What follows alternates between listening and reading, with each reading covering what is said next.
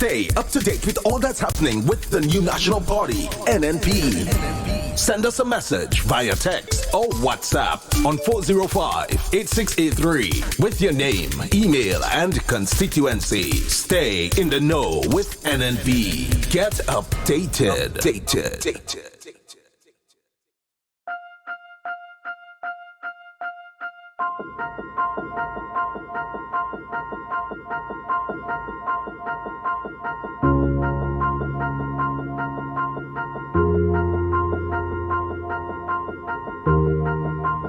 The Spring Garden water system serves two constituencies, St. Andrew Southeast and St. Andrew Southwest.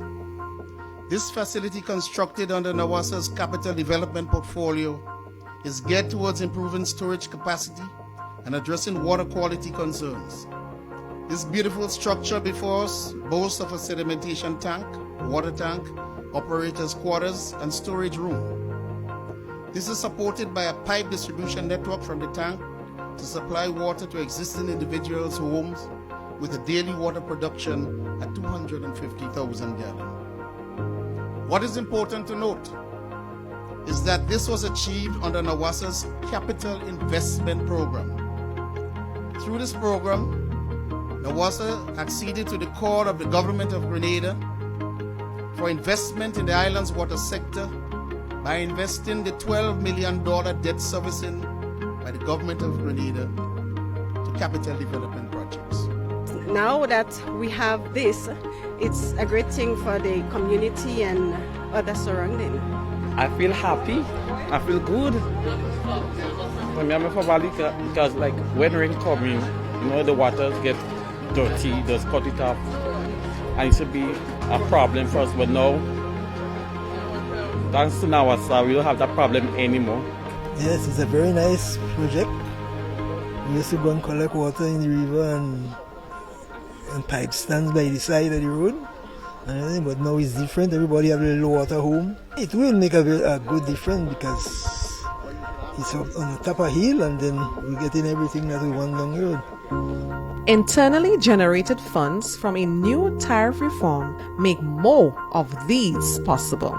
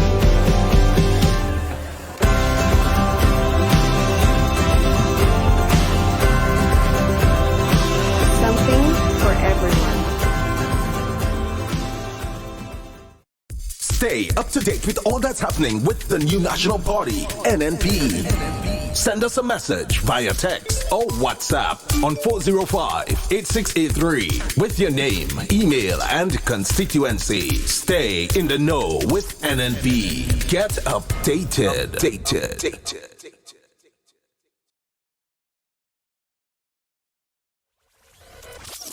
Imagine that you've worked all year and finally able to escape to Grenada for the perfect holiday. You are now relaxing on Grand Anse Beach with the wind in your hair and sand on your feet, hearing the sound of the waves crashing on the shore and birds chirp. Miss, you want any coconut water? No thank you. Oh gosh, miss, buy something now. What about these pretty necklaces? No thank you, sir. You sure you don't want no coconut water? It's good for your daughter, Miss, you have any children? This is harassment. One bad experience could translate into the loss of new and repeat visitors. Tourism benefits everyone. Tourism is everybody's business.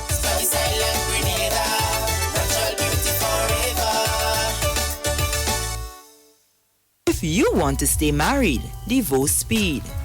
Never drink and drive. After whiskey, driving is risky. A message from the Traffic Department of the Royal Grenada Police Force. Samo, let me get a call one day. Boy, Johnny, where you get all them US dollars from? Let's have a cruise ship in town today.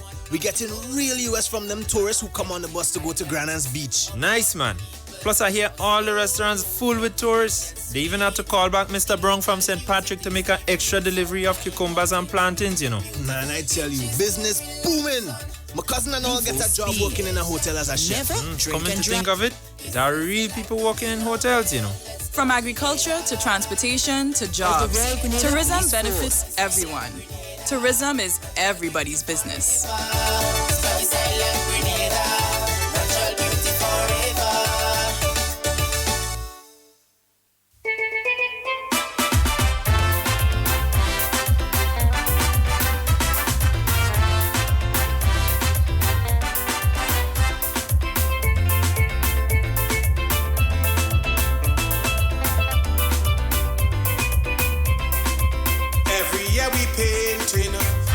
Patriotism, it's a paintorama.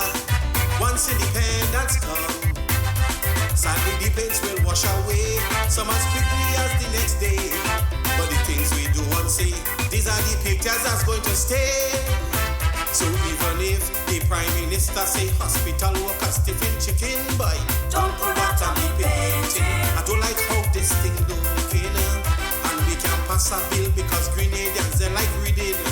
Don't put that on the painting. It seems that we're not maturing. And let me paint a picture of a sweet Grenada where the people could reason beyond politics. Our leaders will have respect in each and every aspect. So what they say and do will never leave us transfixed. Then we go bring in the oil down, the strong rum, the spices, the beaches, the sapot, the cocoa, white Indian and Veco to make up for all the pain that we waste. Let us create a new portrait of display. Good morning, good morning, good morning to our listening audience. You're listening to Hard Talk Grenada. A special good morning to those of you joining us on 97.5 City Sound FM, 89.5 CRFM, 92.9 Sister Isle Radio, broadcasting from Hillsborough, Carriacou, and of course 94.9 We Noise Radio out there in Brooklyn, New York. A special good morning to those of you joining us on the Facebook Live video, and of course those of you joining us on YouTube as well. Remember to like the live, share the live, be a part of the conversation. This morning in studio with me, as promised, we would continue the conversation of buying local, eating local, supporting local. And I thought it was absolutely necessary, since we push a lot of local entrepreneurship and supporting your local economy, that we bring in representatives from our Grenada Development Bank. They have a department that is responsible for small business loans, right? And of course, sitting next to me, I have a very handsome young man and a very beautiful lady who would tell you a little bit more first about themselves and of course about what they do. Well, thank you for having us this morning. My name is Garth St. Bernard. I am the Senior Project Officer for the Small Business Development Fund. And I am Carla Haywood. I am the External Relations Officer for the Small Business Development Fund. Wonderful. Now, we have on this program pushed a lot of local entrepreneurship and how that can help with the local economy and help with a lot of local sectors, help us build our local economy. And one of the things that we encourage people a lot to do here is to contact the Grenada Development Bank and to find out what opportunities are available to them. Now, some people may not have the means of doing that. So this is why this forum is very important, so that those of you listening on radio or looking at us, whether it's on YouTube or on Facebook, have an opportunity to get further informed about what's happening and, of course, ask questions. So we are going to open the phone lines, not just yet. We're going to give, of course, a chance for information to flow, but write your questions down, because I know you guys always have a lot of questions, but write your questions down and we'll definitely open the phone lines so you can take it. So tell us, guys, what is this the small business development section of the Grenada Development Bank? What does it do? Okay. Well, if I must say, the Small Business Development Fund, it was started in September of 2013, and it was an initiative by the government of Grenada, and they saw the need for funding to be offered to small businesses that would not have been able to go to the commercial banks or the credit unions to gain financing for their business ideas. And so the fund was started. What we do is we provide loans for these persons that you find would fall under the categories that the banks would cater for, that the credit unions would cater for. And so we have a special niche in the whole market that we cater for, and we provide service loans in the form of loans too. Right? Go ahead. Yes. I don't want to ask too much questions. I want to leave room for you guys to, further explain what's going on, because I have a lot of questions. Okay. But I just want to give you guys an opportunity to just get us informed about what it's about. Yeah. Carla? Well, I think he said it in a nutshell, the purpose of the program. We cater to all sectors, whether tourism, agriculture, fishing, self-employed persons. We even create job opportunity for persons who may need assistance in going onto the cruise ships. I know that was one of our biggest ventures. We had a lot of persons coming to us for that. We also had some challenges there. But we have put certain things in place to deal with these issues. So going forward, we would not see, or we will not have that challenge we had prior. And I want to ask, since you brought it up, if it's possible for you to just tell us a little bit about some of the challenges, because I know sometimes we have the common mentality that, well, government put the money there first to use, so why can't we use it? What are some of the challenges that the development fund is experiencing? One of the challenges we had was staffing. That was our biggest constraint, staffing. We would have lost some persons. Within that time, we would have gained new persons. We had issues with certain policies. People wouldn't say, oh God, what should I say about the policy? Well, if I should butt in here, we had people thinking that it's a grant program, and not a loan program. Right. So we had some pushbacks. We had some pushbacks there in educating persons that look, the fund is set up in such a way that it's going to be a revolving fund. What that means is when you pay back, we would be able to fund other small business, and that was one of the big hurdles that we had initially. People came in and they thought that once they get the monies, that was the end of it. So we had to do a lot of education in that regard. Okay, and you would have mentioned that you have had applications from most of the sectors. Would you like to elaborate on what sectors exactly you would have had most applications from, or people coming to you about? Well, some of the key, I could mention probably 3 of the key sectors we cater for. Fisher folks. We provide a lot of financing for the fisher folks out there.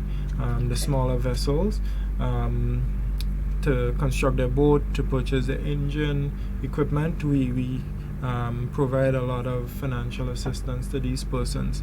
Agriculture is another key sector that we have been able to provide funding for. All right. Poultry, we have been able to do a lot of work with the poultry farmers, right? And as Carla would have mentioned earlier, the cruise ship person seeking employment on the cruise ship, we have been able to do a lot of work by providing financing to these persons. Okay, and let's talk about criteria now, because I know everybody is waiting to hear, well, what can I do, to access a small business loan?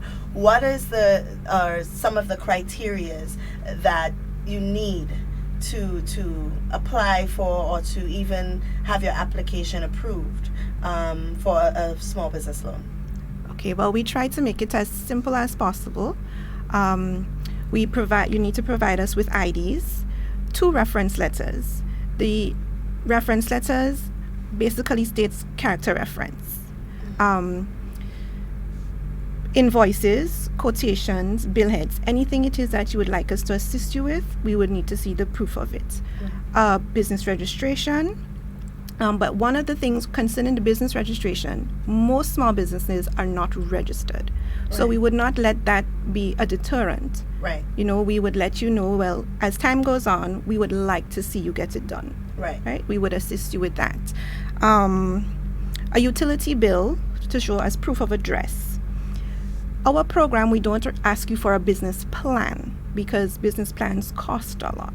So we would ask you for a simple business summary of what exactly it is you want to do. Security-wise, we don't ask you for a lot of security. And when we tell persons security, they get frightened. They think it's money. I don't have money, so I can't put up security. But security comes in different forms. So you can either do a bill of sale on your machine, equipment, appliances. You can do a simple cash deposit if it is you have the cash. We look at shares if you have all these different things. So security is something that we don't ask you right out for. Right. You can also use a guarantor. That would be someone who is willing to sign on the loan as well with you. I think that's the major ones. I don't think I've really missed any. If I have, Garth would just. Yeah. Well, it from there it will just trickle down to most business type specific requirements. Right. So for example, the fisher folks, they have certain requirements. The farmers, they have certain requirements, and so based on the sector that they're involved in. Okay. Well, it seems very clear cut in terms of what you have to do to access a small business loan. Now, have you, of course, sitting in your seat, have you seen that there has been a lot of applications for, or has it dwindled over time? Increased significantly. It's increased. Wow. Yeah, it has increased. It yes. is right. increasing. And I know the Minister of Trade would have mentioned in his visit that we have approximately 517 new small businesses for last year. That of course have been approved and set up, and I'm quite sure that that's not even half of the applications that you guys probably receive. But what I want us to really touch on, because I think a lot of people have the misconception that when you come to GDB, because even I thought, and I probably have said it here too, that when you go to you guys would advise and you guys would help with the business plan and all of that. It's basically the application process that you guys deal with. Yes. So in terms of training and advice and of course market research and what have you, what would you guys recommend? We normally refer persons to GIDC. They more specialize in that aspect of the small business, the whole small business process. They would be better. They're better equipped to guide you as it relates to if you want, well, it's advised that a business should have a business plan, right, which would guide you along the operation of your business, and they specialize in that. So we refer persons to them for training. We ourselves from time to time would put on training, but we find that they have a lot more resource when it comes to training, so we normally refer persons to the GIDC for training as well. Okay, and what about management of money? Because I think that's one of a lot of us have a problem in terms of managing our resources. Do you guys provide guidance or information or recommendations on who can provide guidance in terms of managing the resources so that these businesses don't fail? Well, for 2020, the program has looked to start a hand-holding project, where it is we would be assisting our customers in that area, because we realized that many of them did not have that knowledge of how to manage. So it was not something we did in the past. So going forward, this is something that would be implemented. Okay, and I just want to verify, because in some cases and I know this is a different department altogether, when you go to the Grenada Development Bank, they don't just give you all of the money depending on what it is you want to do. Is that something that you guys have as a process where you kind of I'm looking for the best words here, where you kind of just guide them in terms of how much you disperse to them at a time? Yes. Okay, so because you don't want people thinking, okay, well, I applied for $20,000, I just want all $20,000 in my hand right away. It doesn't work like that. And in what instances is that done? What you would find, for example, someone comes in, I would use a fisher folk again.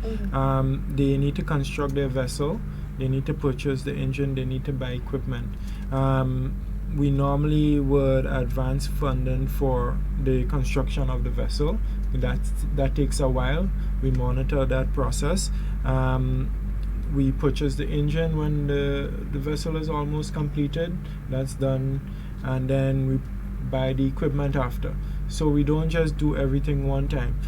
Someone might have a retail shop. They're looking to purchase stock. Based on the size of their operations, we would give them a first disbursement of funds, right? Sometime after, we give them a second disbursement of funds.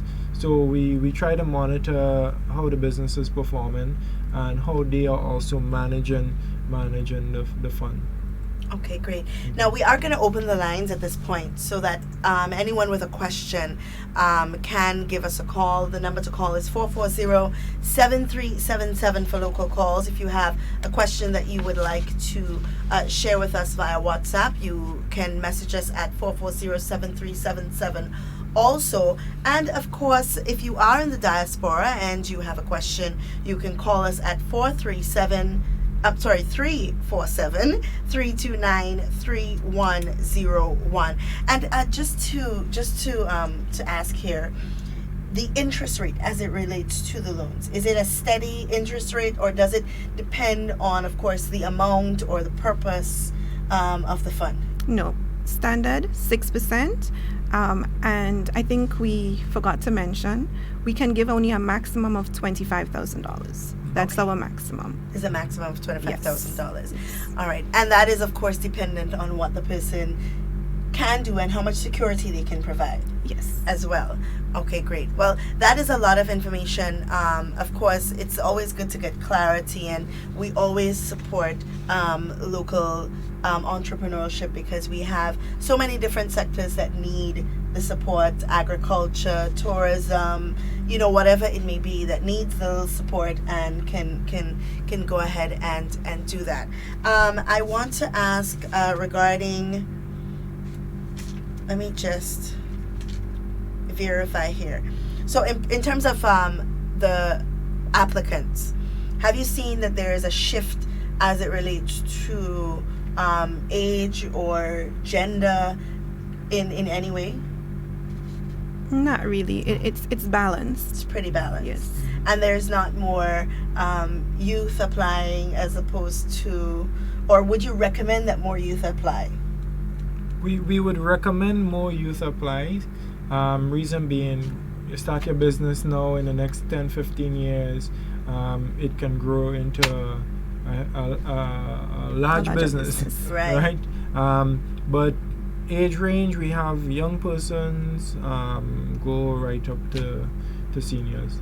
Yeah. All right. So, guys, I hope you've taken this information in. Of course, in an effort to support local, we always advise, please visit the Grenada Development Bank and let them help you. You know, you have a business idea, you have something that you want to do. Like we always say, government is not able to provide jobs for everybody, right? But they are providing a means and a way that you can create a job yourself. You know, so do you guys have, because it's definitely, I guess nobody has questions. Sometimes it's like that when the information is clear and, you know, we have no questions. But do you guys have any closing remarks that you'd like to make? Well, just to add, before the closing remark, you mentioned about job. Since the program started in 2013, we would have directly affected at least 1,300 thereabout jobs. Wow. About 600 of those were new jobs created, right? And that is since, as I said, September 2013 when the program started to now. We would have disbursed in excess of $10 million worth of loans to small businesses, right? And I say small businesses because we cater for persons $25,000 and below. Okay, but we actually do seem to have a caller on the line. Good morning, caller. Good morning. I have 2 questions, please. Oh, I'm sorry, caller. We're having a difficult time hearing you. I'll call again. Okay. She'll call again. All right. So, well, and that's good to know because it's not just about someone getting into business for themselves, but the amount of lives that they can affect by getting into business. They can create jobs for other people as well. You know, so it's basically a ripple effect. And that's kind of what we want to encourage. All right. Good morning, caller. Good morning. Hi, good morning. 2 questions, please. What are the requirements, if you could repeat, please, and is there age limits? What is the maximum or the minimum? Thank you. All right. Very good question. Okay, so there is no age limit. We cater to all ages. The requirements, I will go slowly. 2 pieces of ID, a utility bill as proof of address, 2 letters of reference, invoices for any item that you would like purchased, a simple business summary, a business registration certificate, and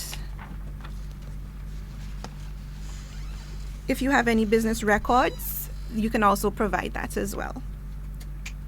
All right. So the criteria is actually very simple. And of course, there's no age limit, which is actually a wonderful thing because you have a lot of people out there who have retired and wondering, well, what next? Yes. You know, that's an opportunity for them to really get in there and get something to do. Somebody that may have retired with an idea of what they want to do. There was a gentleman who called here the other day saying he has this idea of this thing that he wants to do, and this is an opportunity for him to make this idea a reality. You know, so these things are really good, and it's important information for us to have. Do you have any closing remarks, caller? I would just like to say thank you for having us. For persons out there, feel free to call us at the bank. The number is 440-2382 for any other information. You can visit our Facebook page. We are here to help, so feel free to contact us at any time. All right, wonderful. Well, it is a pleasure having you guys. And of course, do not be a stranger. If you have any information that you want to get out to the people, our doors are always open. Thank you. All right, so guys, we're going to take a short break while we see our guests it's out. And then, of course, we will continue with some very important conversation, as always. It's really a pleasure speaking with you guys.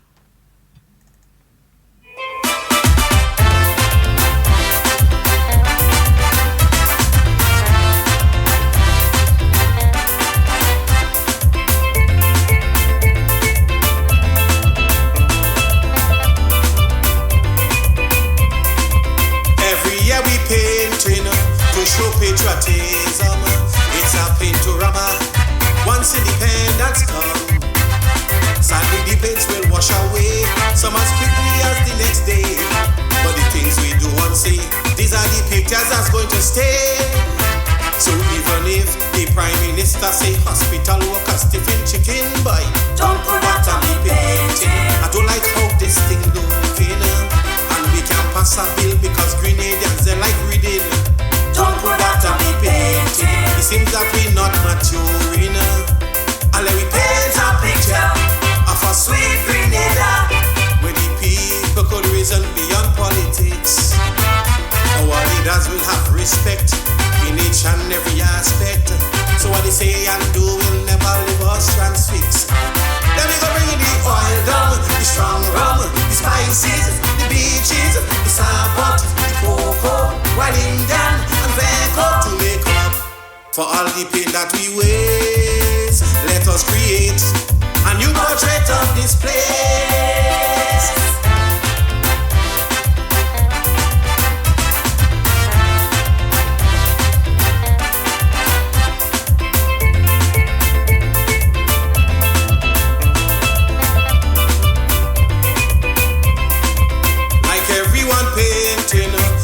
Their loyalty, watch paintbrush and buckets punctuate my country.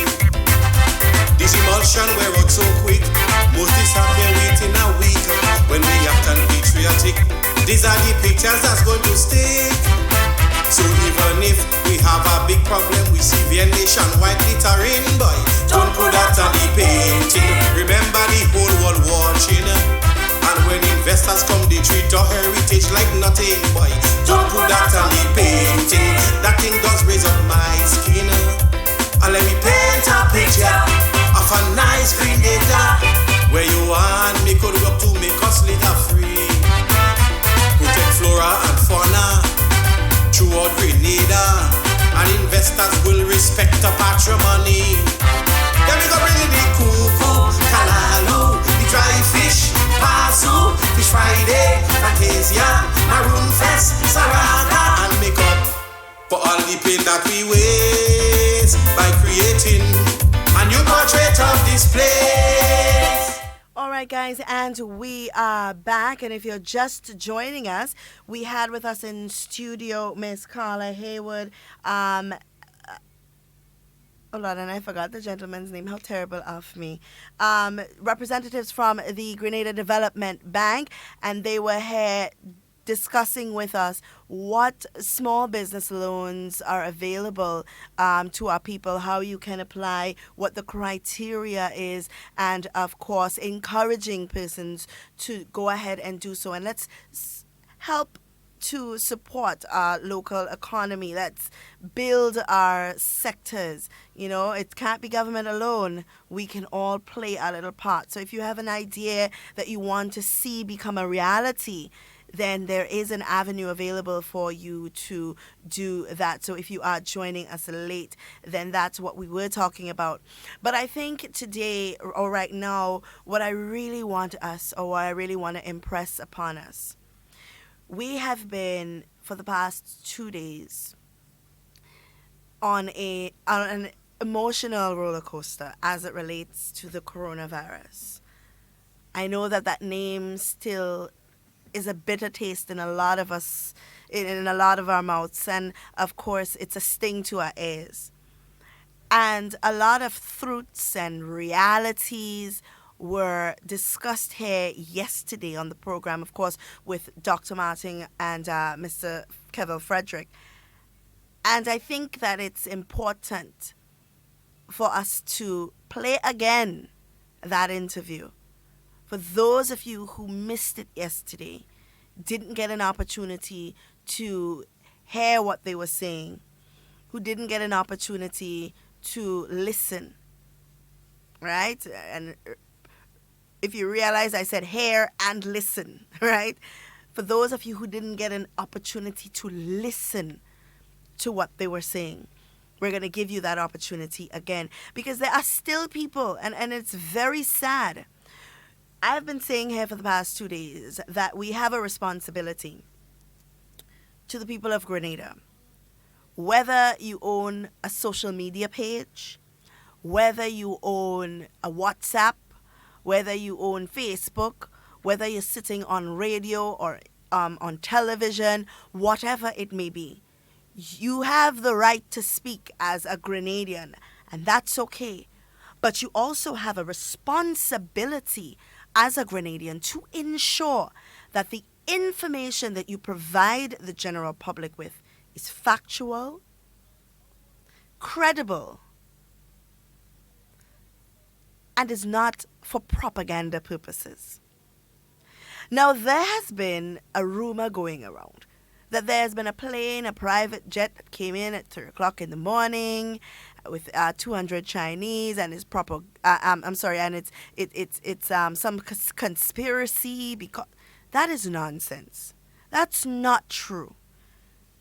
The private jet came in at 3 o'clock in the morning because it came from China. It's a private jet. It can land when it wants to. And that is what we fail to realize. If Liat decided they're having 3 o'clock flights in the morning, do you really believe that there's some conspiracy going on because there's a 3 o'clock flight in the morning? No. Commercial flights choose to have their flights whenever they want to. A private flight can do the same. So if the flight come in at 3 o'clock in the morning, there's nothing wrong with that. Now, we have to take also into consideration that we are saying, okay, well, don't bring in any Chinese because the virus is in China. That is something that we should honestly, as a people, cease and desist from doing, because the virus is all over. Just yesterday, we got news that a student studying in China would have left China in fear of the virus and gotten to Jamaica with the virus. Now, she would have taken a commercial flight. So God alone knows how many other people in transit would have been in contact with that young lady, if it is the coronavirus that she does have. The jury is still out on that. So we have to be careful when we are pointing fingers. And I sit here today and I appeal to all of you people out there, all of the Robinsons and the Maturas of social media, who go out there and post these propaganda stories and create unnecessary fear and unnecessary hype in our people, to do them justice and do the responsible thing and post the facts about the issue. Let us not let propaganda be the order of the day in Grenada anymore. We need to start doing the responsible thing. So just as you would have gone to social media and you would have posted all of these stories about 250 Chinese and people dying all over the place and we should shut down the airports and people are afraid, the same way you would have done that, it's the same way that you can share the correct information and let the people know what's happening. It's the only fair thing to do.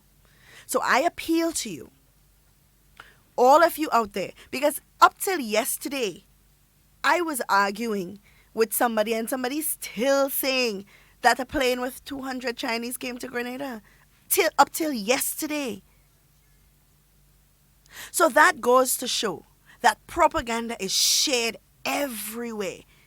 You receive it on your phone, you hear about it on the streets, you hear about it in the shops, all of that. But when clarity comes and when the truth comes, nobody is quick to share it as they are quick to share propaganda. And if you have been sharing propaganda and you now know the truth and you don't share the truth, it speaks a lot about you as a person. And I just thought it absolutely necessary that I say this morning. So we're going to take this opportunity to share with you, those of you who had missed the program yesterday, those of you who were not listening to what was being said yesterday, we're going to give you another opportunity. And go ahead and share the program with your friends. Share it with your family members. Share it with the people in the diaspora. Let them know what is actually happening. Because like we said yesterday, some people will quicker die from fear of this coronavirus than the actual virus. Be very careful.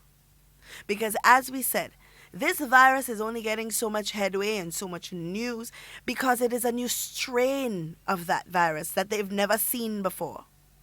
So we have not yet built antibodies to deal with this. You know, I see people sending a video about coronavirus on the back of the Lysol can, and this is some conspiracy because America knew that it was there. That's why Lysol is made in it. That's nonsense. The coronavirus is a family of viruses. I am probably certain that each and every single one of us may have already contracted a strain of the coronavirus and have become immune to it because we've built antibodies against it. But this strain that they're now seeing is new to them. It's new to us. So we have not yet built antibodies. It's just like when chikungunya came out. When chikungunya come out, everybody is frantic. Everybody is scared because this is something new. When SARS came out, everybody was scared. Because this is new. The same thing with Ebola. Sometimes, I'm not saying that you should not be concerned. We should. But sometimes we have to be careful. Remember, China is filled of that one province alone is filled with millions of people. 3,000 people have been infected, but only 136 or so has died. And when you look at the profile of these people, it's people who have had their immune systems have been compromised, meaning they would have had some cancer or HIV or some respiratory illness or heart condition over the age of 69, I believe. These are the things that you have to take into consideration. And then they can take into consideration also that out of the 3,000 people or so that have been affected, only 136 have died, which means that you have thousands of people who have contracted the virus and have lived. We have to be mindful. Be careful of the fear that you instill in people. So we're going to take this time to play over that recording for you. I hope that it reaches the ears of those who need to hear. And of course, you can be a part of sharing the good news. Don't keep it to yourself. Share it on your page. Share it with your friends. Everybody needs to hear. We are very quick to share propaganda. But anything that is right and true, sometimes we are hesitant. Let us be careful. Guys, it's always a pleasure speaking with you in whatever you do and whatever you say. Be safe. Be secure. I always want to be talking with you and never about you. Enjoy the remainder of your day. Good morning, Grenada. You're listening to Hard Talk Grenada. A special good morning to those of you joining us on 97.5 City Sound FM, 89.5 CRFM, 92.9 Cicero Radio broadcasting from Hillsborough, Carriacou, and of course 94.9 We Noise Radio out there in Brooklyn, New York. A special good morning to those of you joining us on the live videos, whether it's on Facebook or on YouTube. A special good morning to you. Remember to like the live, share the live, call somebody. Let them know that we're having a really good discussion this morning and they should listen. They should be a part of and contribute. This is your opportunity to ask all of your questions, of course, as we mentioned yesterday, as respectfully as possible. Don't give me a reason to have to cut anybody off. We are trying to be as respectful as possible. So you will get an opportunity to answer or to ask your questions and have them answered at some point during the morning. But with me in studio this morning, I have two very handsome gentlemen, Mr. or Dr. I should say, Francis Martin, and of course, Mr. Kevin Frederick. Good morning, gentlemen. Good morning. How are you? Good morning. I'm well, thank you. Great, thanks. Wonderful. Well, we all know why you're here. Of course, this is a burning issue for a lot of us as Grenadians, and not just Grenadians, but I think the world on a whole is really at the edge of their seats. We're really uneasy once again as it relates to this epidemic that is the coronavirus. We've gone through the rains. We've had the Ebola. We've had the H1N1. We've gone through it. I mean, this procedure, this process, this feeling of fear is not new to us, you know. But I think that with information, it really does ease the mind of a lot of people, you know. And I'm hoping that people listening are open to the information that they receive, because sometimes we ask for information and when we get it, we still didn't want to receive it the way that it's given. Oh yeah. You know, but I'm hoping that, you know, people are open to receive the information that they are getting. So let's just get right into it, because I know the burning question on everybody's minds is, what are we doing, and are we really prepared for an incident of this coronavirus? What are we doing? Well, I always like to start from the beginning. Yes. And just to indicate and sort of confirm that you said that the world is now again on its feet, because for yet another time in our history, a virus had mutated enough to be able to jump from animal to humans, right? And not just animals to humans, but are actually being transmitted in between humans. And as you said, we've been there before and we came through it and so on. And because it is a new virus, there are no treatment for it, there are no vaccines for it. But the good thing about this particular virus is that the mode of transmission is in itself a way to protect ourselves, and that is it is transmitted through droplets, touching, wiping your. It's just as how the cold is transferred from one person to the next. Is the same thing, the coronavirus, and hence the reason what we're doing exactly what we would do if someone had a cold. Right. That is, we're saying to people, first and foremost, and we need to reinforce that during the program, you must practice good cough etiquette and hand hygiene. Wash your hands for 20 seconds, cough into your elbows, stay within social distance of another person and not go into their personal space, because if they're coughing, then you can transmit the virus through droplets and that sort of things. Right. And so that is the most important thing, getting the information out there. But let's deal with the fears of the people. People worried about trans-border crossing, the virus moving from one part of the world to the next, and people are supposed to be concerned about that because that's the public health risk. Right.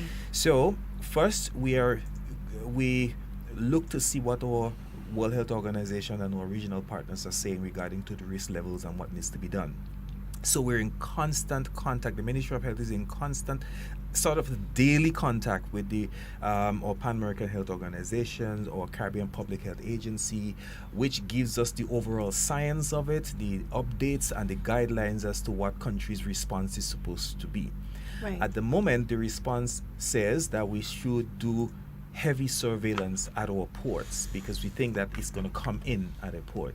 So at our health facility at the international airport, we've ensured that we've been there with our nurses, we share the guidelines with them, we train them, we continue to reinforce what we've always been doing anyway, just a matter of reinforcing it. Mr. Frederick will speak about our thermal cameras that was installed and the kind of process that we need to go through if anyone has any suspected symptoms. We've also put together our screening area and our holding area for quarantine if there needs to be quarantine. Or isolation, so to speak, of any person should any one of them have fever or show any signs. So those we have in place. Right. Further to that, we are in constant communications with the administration of the airport to be able to send up the passenger flight list. Okay. And the list of flights that are coming into the country, when they're coming and what time they're coming, so that we mount an adequate response at our port, at the airport. Okay. Within our health facilities itself at the hospital, we've made arrangements to have quarantine areas. We made arrangement to have isolation areas, and the arrangement were not just for one isolation if needs be, but we've also made arrangement if there is a need for mass isolation. Right. Let's say there is a whole plane load or something like that you need to put into isolation. So those discussion has been ongoing. As the virus evolve around the world and as we see what it is doing, we'll be able to mount response as needs be. All right, wonderful. Now, I know the question on everybody's mind is that enough? You know, is it in collaboration with, or is it in sync with what other countries around the world is doing? Is it up to standard? Is what Grenada doing up to the standard of what is expected internationally? Well, that is relative, but countries' response would be dependent on so many other things. Countries' response will depend on the economy, depends on their size, it depends on the kind of relationship that they have with. And so countries have a right to respond as they want to respond. For small island developing states and for developing countries like Grenada, our response cannot be the same as that of Britain. Of course. But what we do, we rely on the science, and not just on the science, we rely on our public health agency in the Caribbean, Pan American Health Organization and World Health Organization, who constantly updates us as to what small island developing states needs to do. So whatever response we're going to give, it will be in line with what is recommended for small island states like ours. Now, Mr. Frederick, I want to move to you because I want to hear more about these thermal cameras, because I think a lot of people don't understand really what it's about. They think it's just a camera, somebody passes in front of it and it tells you if the person has a virus or not. So can you explain to us a little bit more about what this technology entails? Okay, before I do that, let me just echo two important points that Dr. Martin raised. And I'll start with the latter first, when he made mention of, are we doing enough? We are guided by risk communication strategies. As he said, right, it depends on what needs to be done. Right. Now, so as we sit here rather, this is our risk communications handbook. That's the guidelines. Right. As you would, if you look carefully, we were at level green. That's when we had low risk, very, very low, nothing happening. It's like on the traffic light, all clear, you can drive. Right. Now we have since moved to guarded, which is blue. Right. Now, and this has been shared with our CAFA network. CAFA had input in it. Dr. June Murray from Pan American Health Organization, who is an expert who was down here when we did our IHR review and spearheaded that mission. He also had input in this. Now, if we need to move to a higher level, we will. Right. So we are guided. However, as Dr. Martin was saying, you know, people must understand that Grenada and other countries in the region, right, tops the prostate cancer rates in the world. But we have small populations. Why? Because it is per every 100,000 capita. So it may sound funny. Well, Grenada has just under 110,000 people. The US has millions. China has millions. But yet for all, we are on top. So people must understand the dynamics and profiling of how those things happen. So it's not just that, are we doing enough? We are doing what we ought to do in a systematic fashion. We cannot just jump and do it. Now, to answer the question on the thermal cameras. The cameras were installed a couple of years ago, right? We kept monitoring, maintaining. It is good working cameras. As a matter of fact, when the camera was installed, it was just after we came out of Chick-fil-A. And we moved to Zika, so it was there during Zika, right? Now, recently what we did is that we repositioned the camera for better capture. And I am one of the persons who installed, commission and maintain the camera. So I could actually tell you how it works firsthand. Now, when you enter into the arrival area, you will make a right turn. The camera captures you from there. You're not really going to notice what is happening because it's an automatic system.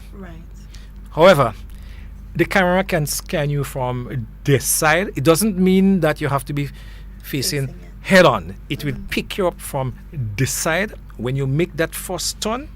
And when you're coming up, it captures you direct, dead on target. So your forehead is in the camera.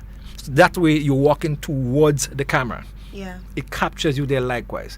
Now, based on the clinical case definitions and so forth, you will then adjust the temperature readings that you're looking for. So let's say, for example, I think it was in Zika, we were looking for something about 35, 36 thereabouts. So we set it at that, right? So that's what we are looking for. Sometimes what we do is that we may even set it just lower. So once you come in and your temperature hits that mark or it goes above that mark, you will not know, but the nurses will know because the system will alarm. It is going to alarm very loud, but you, the passenger, will not know. You may just see one of our nurses come out and ask you to come out of the line, and you might be wondering why. But on the back end, that's where everything takes place. So, and I read on Facebook, if it is just a facial recognition camera, there are certain things we would not speak about for safety purposes because you have security and safety as well. It's an airport we are dealing with. But rest assured that once the camera records your temperature, it dumps your photograph down on the bottom pin. The camera can hold up the device rather, and system can one device can accommodate up to about 4 to 6 cameras. We have 2 cameras at the airport. One closer to the main entrance, that's the doorway, and the other will be positioned up at closer to the kiosk area. So it captures a wider span. Now, we also can sit in the ministry and monitor that. It's science and technology now we are dealing with. Dr. Martin can sit in his office and see everything that is going on with that camera. We can review it because, and it does not depend solely on internet, right? Because it will record everything and dump it there for you. So a nurse or any one of us with the clearance and the access can then go in and review everything. It makes it even easier now for contact tracing because people were talking about when they leave the airport, what happens. So, my friend, you cannot really beat the system because it will record your face and we have that. So we could track you. There's something called likewise the JRCC. We work closely with them. It's a CARICOM crime and security unit like. The JRCC, how they work? Now, we have electronic passports, right? Once you book a flight right now, you must give your passport number. Of course. So we know where that is going to be originating from. Right. When you go into the transit and everything takes, you are going to be scanned again. Everything coming through. Right. I will give you an example. The Zika outbreak, Dr. Mitchell was CMO. Dr. Martin was SMO. We got some information from, he was at the time Superintendent Prince in charge of the immigration. And we got information from the JRCC. That's quite up. So we're talking about they are in Barbados, right? We knew that an African national was sitting in Florida, coming to Grenada. We knew what time, right? The seat number. Right. And we also knew where the flight originated from and what flight they are coming in on. Wow. We were at the airport awaiting the passenger. And that is serious. Ask Dr. Mitchell anytime. So the people who are doubting the capabilities, we understand why, and it's because they do not know. But like I said, we cannot speak about every security feature or measure that is at the airport. It's a highly secured facility. Understood. But rest assured that we have a system. As a matter of fact, I could tell you that when we got our systems, Trinidad had asked about our systems, and Dr. Michelle will share that information with you, because we were the first in the entire region to have that type of system. Wow. So people will talk and make all kind of statements, but they don't understand what is going on. Of course. I always say information is power, but of course, we also have to understand that there's something called security, and there's something called confidentiality. And information management. Everything can be shared. Exactly. But sometimes I believe that as Grenadians, we don't trust our own system. And that is a very dangerous thing for a people, to not trust the system that governs you, or to not trust the system that you're a part of. And we understand that people are skeptical and afraid and concerned, and as they should be, in right. But with all of the fear and with all of the concern, we must still be cautious in terms of the information, not only that we receive, but the information that we share. It's okay to receive information. It's okay to do our research and to share what we've and to read what we've discovered. But it's what we share. Yesterday I put up a post that says that not all information or not all news sources are credible, especially when you're dealing with something that is so international. We can say, okay, well, we sit here and we take information from GBN and MTV and now Grenada and so on. However, when we go on the worldwide internet, you don't know who's sitting behind a computer writing a story. So you may read a story, it may sound good, but the information in it may not be factual. I want to read to you a post that somebody made, and Dr. Martin or Mr. Frederick, I'm hoping that somebody can comment on it, because I thought it carried a lot of weight, and it kind of coincides with something that you would have said. It says, I don't want to read the first part. I'll read the second part that says, furthermore, what news sources can or do you trust? Consider these facts. What's the population of China or Wuhan? The number of people infected per city, the nature of the virus, precautionary measures, recovery rate, age group of the persons who have died, the risk associated with flying our students from Wuhan city when the city is in quarantine, and the risk, let me pull the whole one, sorry, and the risk, and the risk associated with them, and for the arrival in Grenada. And I liked this simply because it speaks a lot to what I'm thinking. there are a lot of factors to take into consideration. We have over 4,500 people worldwide, maybe more by now, that have been infected, yet only 130 people have died as a result.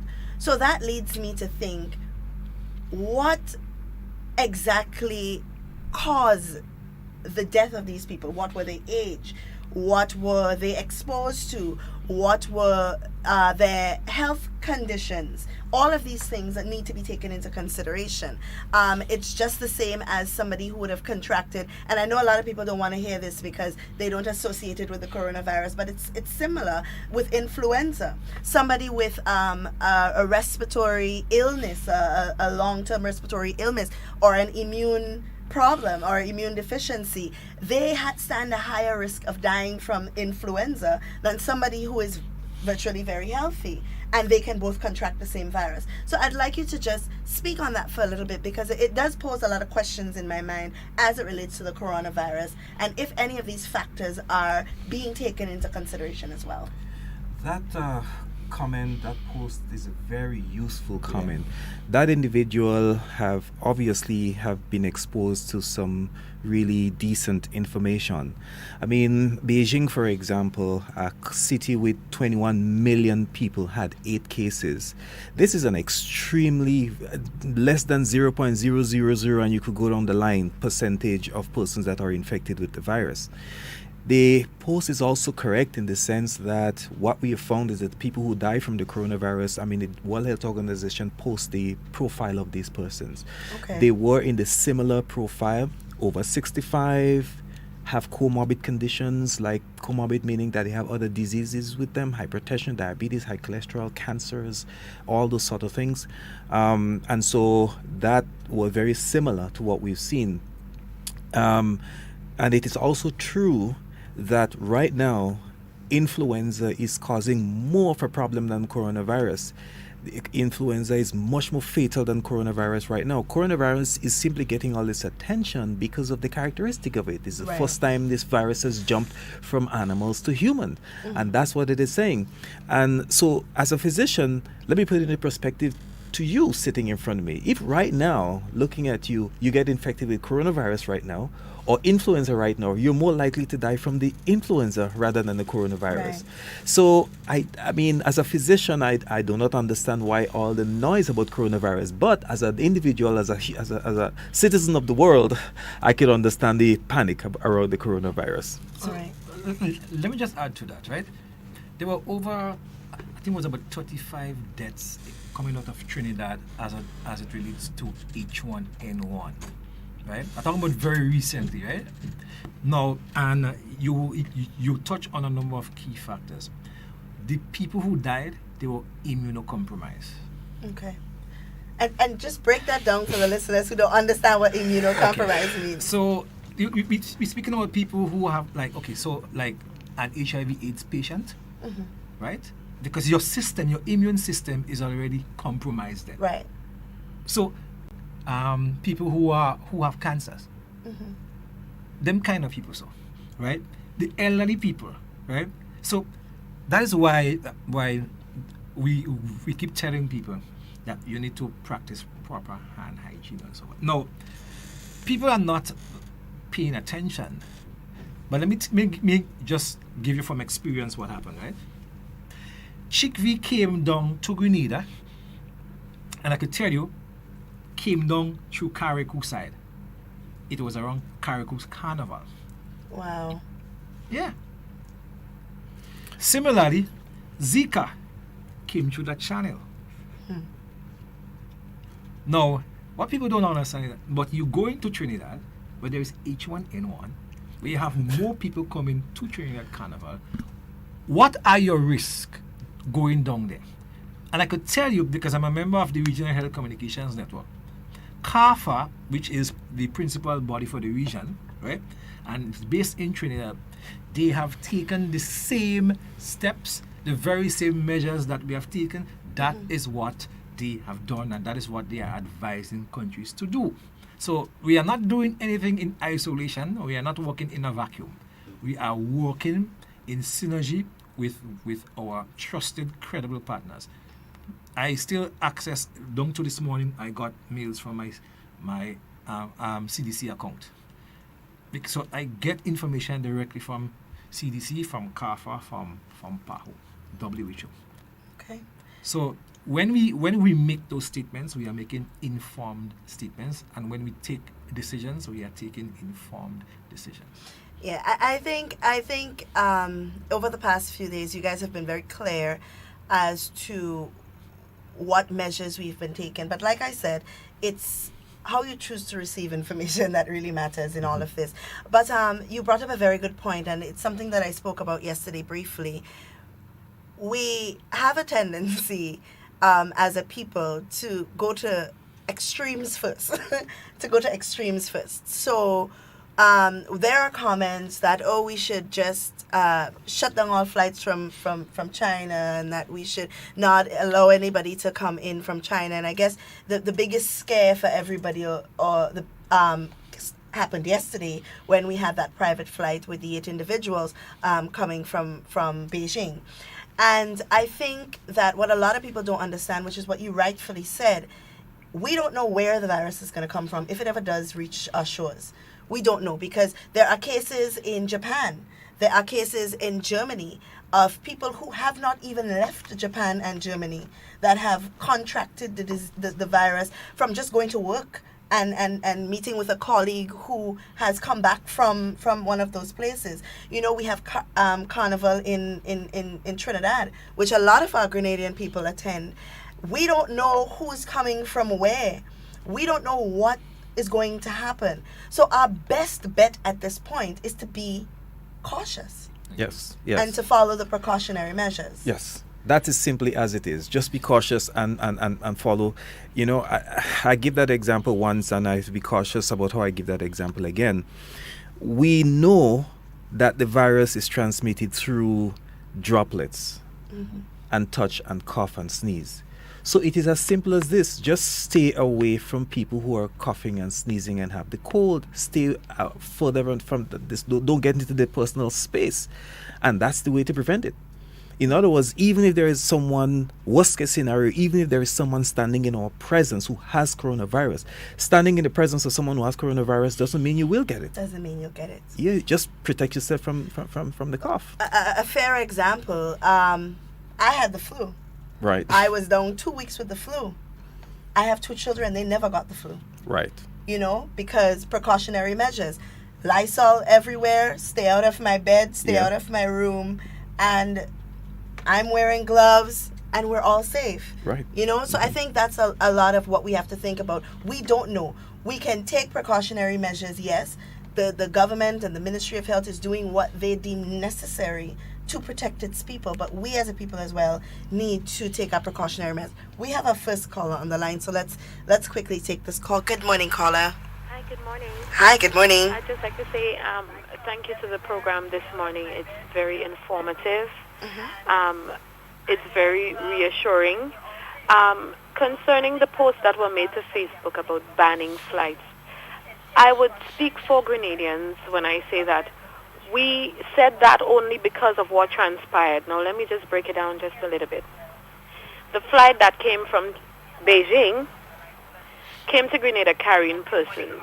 What we're saying is that the minister said, sorry, I'm just kind of hearing myself in the background. The minister said the students are much safer staying put, but you allowed a flight to come in from Beijing.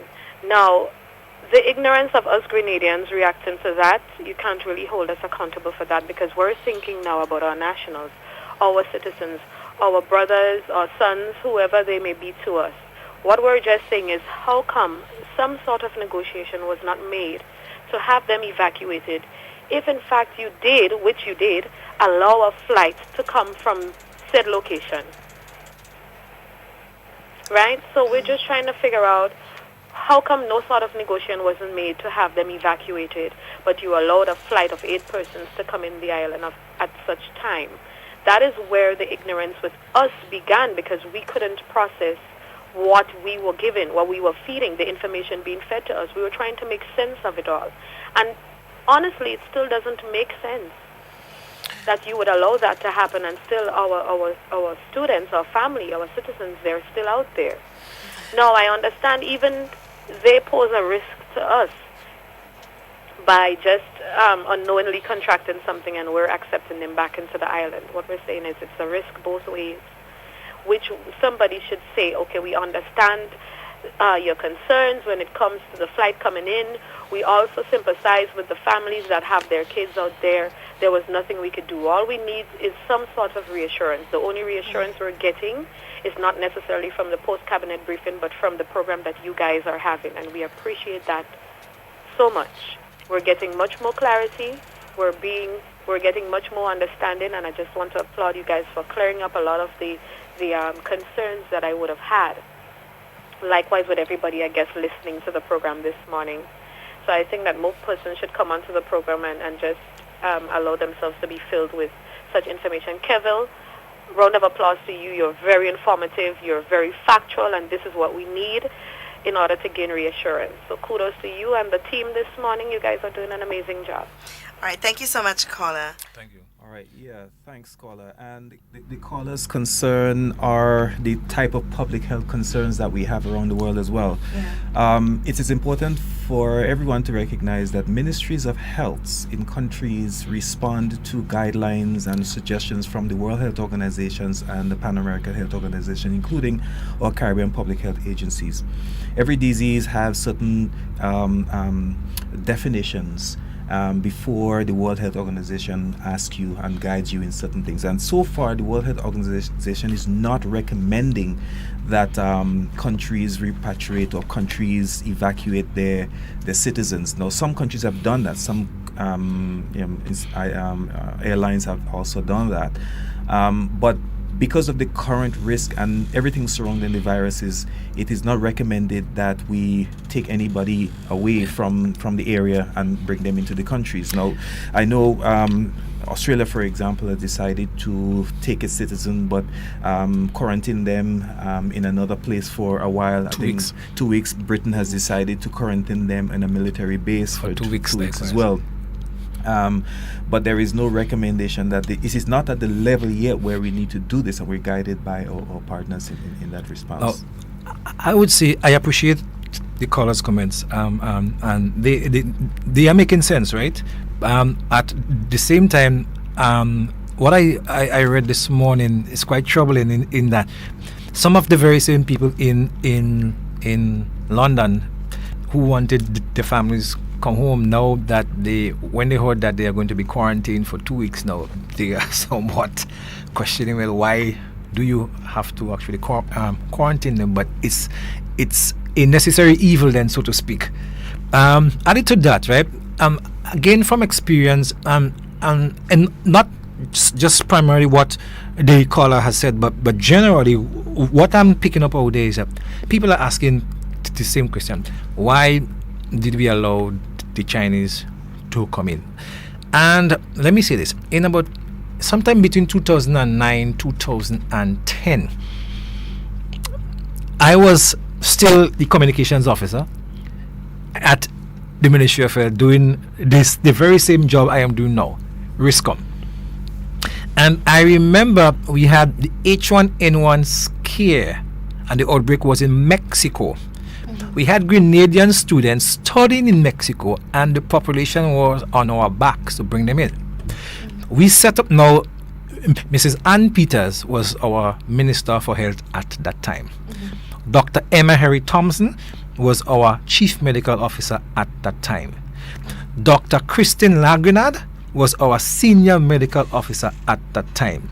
Miss Rosie Bowler was our Chief Senior Health Promotions Officer at that time. So a lot of people who are there now are still around. They could actually say whether I am being honest or if I am not. And let me tell you what happened. Right? Now, a couple people came in. We had to make arrangements down at SGU Grandans campus on the beach. There was this building closer towards the seaside that was used for quarantine. The ministry took a lot of blows for that. Let me give you some factual details here of something else that happened. Now people saying, why should we allow them to come in? Now, during the height of the H1N1 outbreak, 2 cruise ships came to Grenada. They were allowed to dock, but not disembark. Right. The ministry, a delegation of tour operators, are talking about taxi and all, even people who was operating the water taxis and so forth, they were up in arms against the stance taken by the Ministry of Health, citing that it had caused them to lose much needed revenue. Now I asked the question, because the virus is now, in about 16 other countries or so, right? The question is, we have cruise passengers who will go to certain ports. So for example, if I am going on a cruise, depending on where I'm going, I will have to travel maybe to Miami to get onto that vessel. If we have 5 vessels right now in Grenada with over 30,000 people or so about to come off onto our shores, will the public back us in saying, because we are not sure, you should stay on board and cause us to lose revenue? It's only a question, and it's a hypothetical question, because I have the experience of what transpired during that period. We were cursed. We were insulted by the very same people who are making noise now, because you see, what they will say is that they lost $1. The hotel people will tell you they had catered so much. The roadside vendors, the taxi operators. So that's why I'm saying what we do it in a systematic fashion, and we would have learned from our experiences. Hence the reason why we are doing what we know is best to do and what we have been guided to do. So it's a give and take balancing point. Before you continue, we have a caller that's been waiting on the line. Good morning, caller. Good morning. Hi, good morning. Gentlemen, good morning to Ms. Duncan. Good morning. Morning. Morning, ma'am. Funny how Kevin just kind of enforced what I was going to say, the comment I was going to say. The Bible said, for the lack of knowledge, the people perish. And, I'm speaking maybe on behalf of the Chinese this morning. And I wonder if we're going back to the days of Bible, leprosy, where we have to ring a bell if we have the disease. And it seems so, because a lot of us is so ignorant, we're so insensitive of other people's feelings. I had a customer 2 days ago, and she came with a mask, and she's saying, people, the Grenadians are telling us so much insulting things, and we have to be mindful that they are people too. We don't know where the virus came from or the disease, and they are people, and they did a lot for Grenada. So no, I would really like for someone to appeal to the public at large to be mindful of what they are saying to these people. It is very insulting, and we need to stop it. Thank you. Thank you. And there is no scientific reason for the decisions that these things that they are saying. There is no scientific reason. I want to point out a major difference between bringing students home from Wuhan and the flight that came. The flight that came, it was a low-risk flight. We tested them and so on. And these are Chinese nationals who is going to leave in a couple of days. Yeah. The incubation period of that thing is a while. Yeah. If you bring students home, these are people who are coming home. If they're exposed to the virus, they come here and they're staying here. Yeah. That is a major difference and a major risk. So in the sphere of public health and the practice of public health, those are the kind of things we take on board when we make decisions. Absolutely. And from what the caller is saying, because that is not the first time that I've actually heard something like that. And I believe she's speaking about a Chinese national, somebody of Chinese origin. And there was a story that I've heard just the other day of a lady having to walk around with a mask. She hasn't even been to China in however long. She came from New York City, and she feels like she has to, because of the abuse verbally that she is receiving just for being a Chinese national. She hasn't been to China. She has been nowhere around the virus. She's been in Grenada, by the way, for a while now. Mm-hmm. But just the fact that she is a Chinese national puts, in her in a position to be abused, and that should not be that way. Right. It's unfair to these people, for us as Grenadians to behave in that kind of way. I mean, yes, we are concerned. Yes, we have a right to be concerned, but we also have a right to be considerate, and we also have to take these people's feelings into consideration. Yeah. Because as I said earlier, we do not know where this thing is going to come from. Yeah. The UK has a case. Are we going to say now let's ban all flights from the UK? Exactly. And Are we going to say to all the people who would have already purchased their tickets for Trinidad Carnival, y'all can't go because y'all are at risk to be exposed to the virus? You see, and these are decisions we can take. Exactly. If we do that, listen for the backlash. Yeah. So we ought to be reasonable. Sometimes we love what we hate as Grenadians. We love what we hate. But I think it's important for us to really sit back and just take a breath. Take a breath and make decisions. So there are a lot of measures that, a lot of pictures going around of measures to be taken. One of them includes taking vitamin C and vitamin D to improve your immune health and so on. Are those things that the Ministry of Health recommends to its people? Absolutely. In all of my public statements and when I do my lectures and so on, even we met with the Ministry of Health staff a few days yesterday. And my final parting words to them was tips on how to improve their immune system. And so I'll do the same thing here. First of all, you make sure that you have sufficient sleep. Don't stay up too much at night. Drink a lot of water. But really important is to eat bright colored foods. Any food with colors in it. So your pink, yellow, green, orange. So we're talking about your pawpaw and that sort of thing. Those are the foods that actually boost one's immune system. And so this is what I really recommend at this point in time. And avoid the fast foods and avoid whatever, we know what they are. Those are the really important things that we want to tell people that they must and try and use at this point in time. Don't stress yourself too much, because I find a lot of the times when I go out and talk to people, we always like to blame something else for a problem. When there was chickpea, no one wanted to take responsibility to clean up their own backyard. They would say, they even went as far as to say it was not spread by mosquito just because they did not want to clean their own places. So when there is Zika, we blame something else. Now we can simply protect ourselves by practicing good cough etiquette and hand hygiene. And we still don't want to do this. We still want to blame somebody else. We're saying, in order to protect ourselves, stop people from coming in. That doesn't make any sense. As people, we have to start taking responsibilities for our health.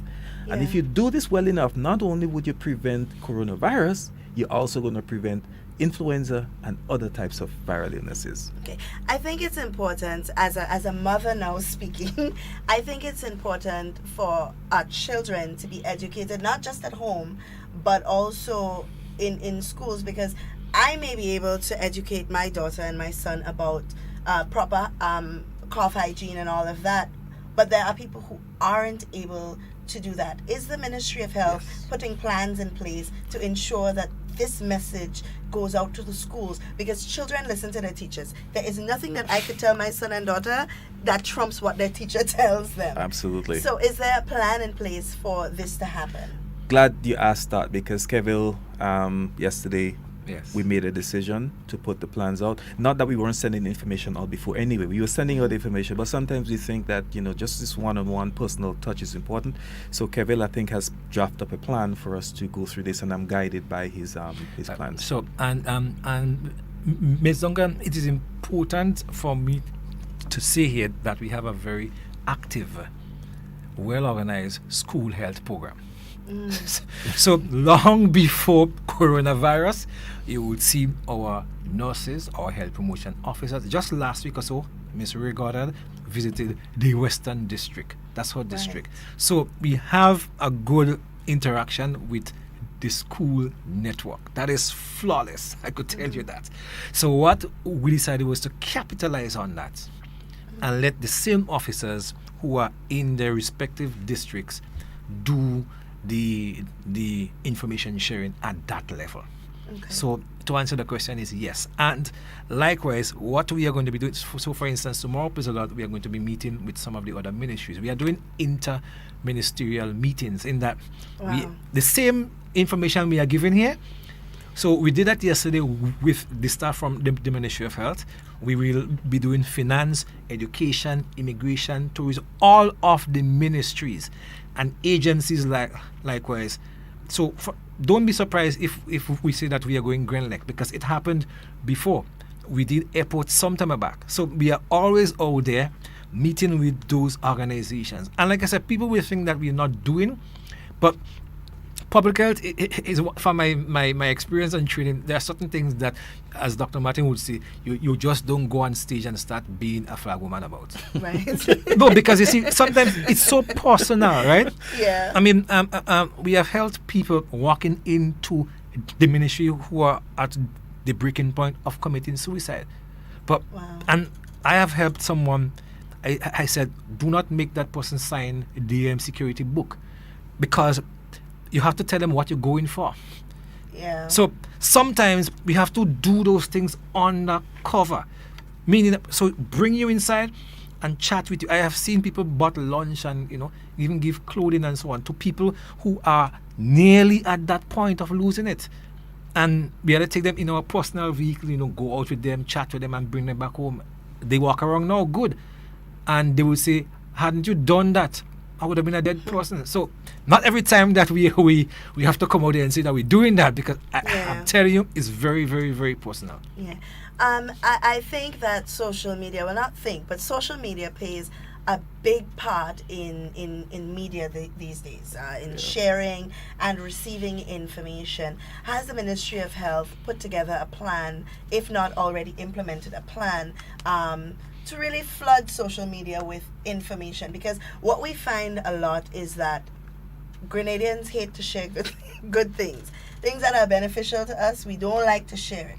But I think if we share it enough, at some point we'll get into the groove. It'll become a routine for us to really share the important factors. Like, for example, I recently received a couple health tips and tips on how to prevent the coronavirus and safety tips and these things, and I've been sharing it. But I went on social media to see how many of my friends shared it as well. And how many was that? Not a lot. Not a lot. So it goes to show. So you see, I shared the program on our Ministry of Health page since we started. Right. And we have information package likewise for the airports. And I am happy too that you raise the point about social media. And I'm making a clarion call, and I'm very sincere about it. I'm asking my Grenadian brothers and sisters, regardless to whatever you think, be careful about certain stuff on social media. Now, I saw a story that came from the Ministry of Health in England. And it's just simple tips. Now, maybe because I had the training in identifying those things, it makes it easier for me. But I am appealing to persons to pay particular attention. England, you will never find something like the Ministry of Health England. You will find Public Health England or Public Health London. Right. Similarly, you will find Public Health Canada or Public Health Ontario.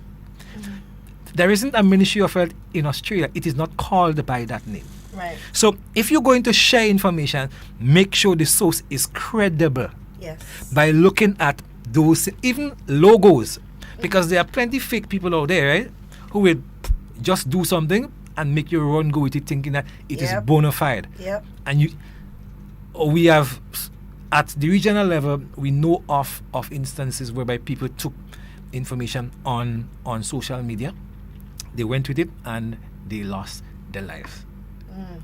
That information came up at our closed door meetings. No, I wouldn't tell you which country and so forth, but I could just tell you that it has happened. I'm sure Dr. Martin is aware of that. Yeah. So respectfully, trust the Ministry of Health. We are the credible source. Right. And I could tell you, be very, very stringent, be very, very cautious in looking at those bits of information, because people will fake those people are even copying logos and put it on to different things and sharing it, and that is wrong. And it's not hard to do. It is not hard to do. It's not hard but to do. It is dangerous. So we ought to be extremely careful. Right. So of course this is and a perfect example is yesterday morning. Everybody is talking about 250 Chinese coming on the airport. You know, it was all over social media. Everybody got frantic. Everybody was, running all over the place talking about, how could they allow 200 and... First of all, let's think about which flight is going to carry 250 people into any country, much less Grenada. And sometimes we have to think about things logically even before sharing it. You read something, sometimes we just read something and we forward to everybody, forward to a group, forward to a chat. We just forward it. We don't read, and we are sometimes part of the problem, Yeah. We are sometimes part of the problem. So guys, the lines are open if you have any questions. The number to call is 440-7377 for local calls. If you have a WhatsApp message that you'd like to send us, it's 440-7377. Also remember, we cannot take WhatsApp calls, but we can take your messages. And 347-329-3101 if you are in the diaspora and you would like to ask us a question, as well as posting on our live page. We are ready to answer any question that you may have, any concern. What I do want to make a statement on would be our students in China. I know that we have a bit of them over there. And with the lockdown of Wuhan, those that are there, it's not possible for them to leave. I suppose that would depend on the government, on the administration of the city, but yes, they would not be able to leave because of the lockdown. Okay, and then there is a risk of them, of course, coming back, because not only do they have to come to Grenada, they have to take a commercial flight right. To the UK, and then another commercial flight to Grenada. So apart from just the risk of them having the virus and it being spread in Grenada, we have the risk of them sharing it with passengers on other flights. And I mean, that it would never be a good label for Grenada to know that we were part of the process in sharing the virus with others. And I think that, of course, the Ministry of Health, along with Foreign Affairs, and you can confirm that if or deny, would be in contact with them to ensure that they are of good health and share with them, of course, the embassy to share with them what tips they need to take in order to stay safe. Yeah, I mean, I was told that contact was made with them. I cannot give you details of the contact. I was pretty sure. But the good news about this whole situation is a healthy, normal student of the age that I think that they are at, even if they contract coronavirus, they are hardly likely to die from it. And that's because the deaths has been in the above 65 age range and people who have other type of diseases with them. So a healthy young adults, over 90% of the people who contracted the virus recover with no complications whatsoever. And that's what I wanted to ask, because we have 3,000. A lot of people are saying, the incubation period is 14 days, which means it's 14 days that the before the virus can really show itself. Right. How many days exactly would you say that the virus would take to run its course? Generally, these viruses run their course between 3 to 5 days in mild cases, or 5 to 7 days in mild cases, and 7 to 10 days in severe cases. In a healthy young adult, it may even last shorter, because based on the available science we have right now, a healthy young adult will go through the coronavirus similar to what we do with the common cold. Okay, let me just answer Junior George. Junior George, no, we are not saying that any student has contracted the virus. We are speaking about the possibilities of the students that we have there in China coming back to Grenada, and what risk it can cause in the event that one of these students have the virus. So no student, let me just make that clear, because people just don't like to listen and they just take information half-baked and run with it. But no, none of our students have contracted the virus. As far as we know, all of our students have been in contact with the ambassador, and they are all safe as it stands right now. Yes, as it stands right now. We could also say that all options are on the table, but of course, we have to carefully analyze what we're doing, because you raise a very, very important point, right? Now, assuming that we are bringing back our Grenadian students and they are transiting, do we know who are the other people coming into that same terminal who are transiting? So even if they get out of Wuhan or China safely, assuming that, yes, you have to say spend 4 to 8 hours in Heathrow in transit. Can we safely sit in Grenada here and say who are the other people? Because I listened to something where somebody said that they have an African roommate. Assuming, right, that African roommate, because, okay, as far as we know, we're looking at Chinese. Right. So what if that African roommate goes to another country and then still end up coming back to Heathrow and mingling and mixing? Do we know? Yeah. So, I mean, I said that because at our meeting yesterday, we had an emergency meeting that's with CAFA yesterday, and Dr. Joy St. John, who was one of the Director Generals at WHO, PAO, she indicated that these are some of the things that us as public health specialists need to really carefully consider before we make certain decisions, because and then again, only the CDC in Atlanta and the public health Canada lab that can really test for the virus at this time while we are sitting here. So they can't even test in London as yet. Right. Wow. Yeah. Wow. And that is basically a hub to get to. But what I'm really getting to is that, so we have a 14-day incubation period, a 3 to 5 day period where it runs its course, right? Now, we have 4,500 people that have been infected. And this is the kind of critical thinking that I'm hoping that a lot of people start doing. We have 4,500 people infected worldwide. We only have up to 130 deaths. So that really does say a lot. And it's per capita. And it's per capita, so you can imagine. You know, so it says a lot. And I think sometimes social media, along with general worldwide media, sensationalizes things a lot. It's not me saying that we don't have to be cautious. It's me saying that, yes, it's an issue. Yes, it's something new. Yes, it's something that we're watching, that the world is watching. But would it be so bad if there was a cure, or would it be so bad if it was something that we've seen before? You know, would there be such a big buzz about absolutely the not. issue? No. I mean, from a public health standpoint, I'm just putting away my public health cap right now. Mm-hmm.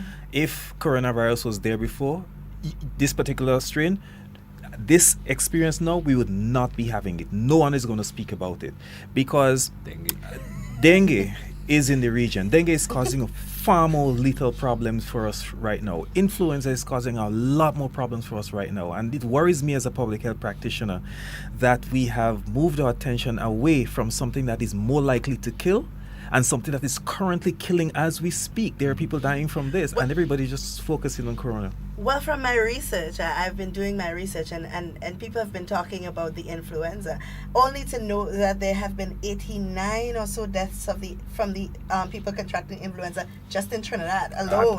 Yes, there you go. just in Trinidad alone. So this is not me saying that we don't have to be concerned. We have all right to be concerned, because it is something that is alarming. But we also need to be concerned about a lot of other things. So are we going to say, well, we're not going to practice good health hygiene because influenza is not as bad as the corona? How do we even know that? No, we don't. How do we even know that? According to the current science, is the other way around. It's the other way around. Yeah. So it's just basically, at this point, we just need to be cautious. Yep. Practice good health practices of washing our hands, using our hand sanitizers, of course, as you said, building our immune system with a colored fruits and vegetables. Well, that kind of plays into what we've been talking about all week. Always, yes. Go to the market and buy local. Go to the market and buy local, because we pass there every Friday and every Saturday, and we see an array of colorful fruits and vegetables, and we pass it straight and go in the supermarket, or we go in KFC, Oh, man. or we go in in Subway. But I think that it further, puts pressure on the point that we need to start eating what we grow. That's right, yeah. And growing what we eat. It not just helps with our economy, but it helps with our health as well. Absolutely. Keeps us healthy. So, guys, well, I guess the program was so good, nobody needed to call and say anything. Nobody needed to call and say anything, but we will leave the line open for a few more minutes in the event that you have a burning question that you want to ask. But for the listening public, our students are safe. And of course, as Dr. Martin and Mr. Frederick was saying, trust your Ministry of Health. You guys have a Facebook page? Yes, we People do. can go onto the Facebook page, and these are the kind of pages y'all need to subscribe to.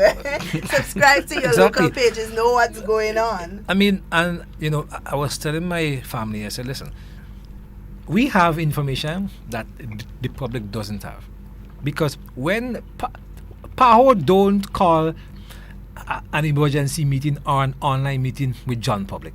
Yeah. They don't even call that meeting with Ministry of Education. It's the Ministry of Health. As we speak, Dr. Tedros and so on, they are on the ground in China trying to ascertain what happens. So we cannot tell you everything at this stage, but once the information comes to hand, we will tell you. Yesterday, when we had the meeting, I said that PS and Minister as well as Dr. Charles was in a meeting online, and once they are finished, we would be updated. And that happened. Dr. Charles came because we were reporting some figures, and then it had just changed.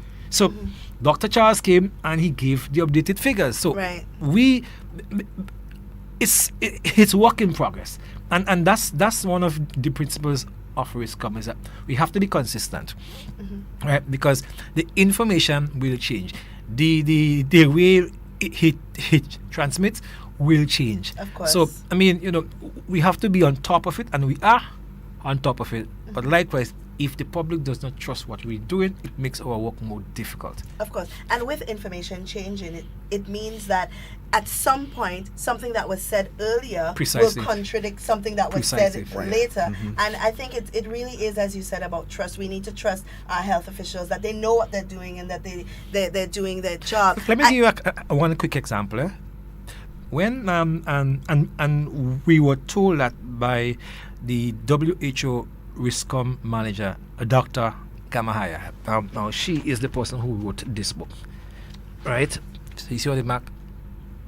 Participant right. handbook. Now, they had gotten it wrong, right? When they first dealing with the Ebola, and I'll tell you how. Now, a lot of the Muslim countries, when you're about to be buried, you are clad in white.